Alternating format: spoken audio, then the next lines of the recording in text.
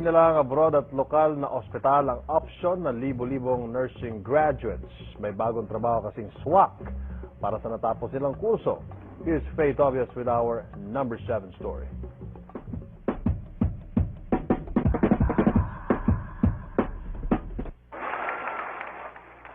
Imbes na pahinga muna anak, ito ang solusyon para sa mga nurse na wala pang trabaho. Maging isang medical butler. Trabaho na mala call center ang dating, pero magagamit ang pinag-aralan sa nursing.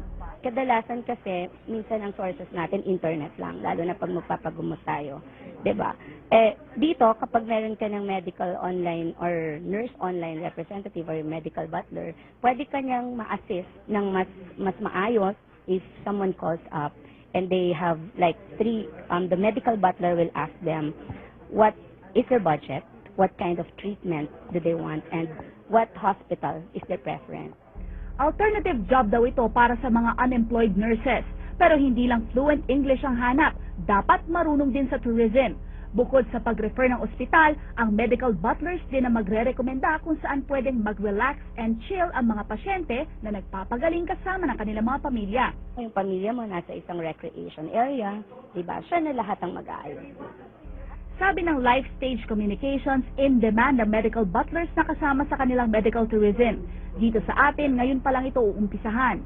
They are dealing with global market. A global market is much bigger market than being in a hospital, doing shift work, some in Canada, some in UK. They stay here, stay with the family, and then enjoy getting know-how and dealing with global traffic. 100 medical butlers muna ang kanilang kukunin sa mga susunod na buwan. Ang di pa nga lang napaplansya ay kung magkano ang magiging sweldo nila. Faith Tobias, The Evening News. And there. Kaya doon.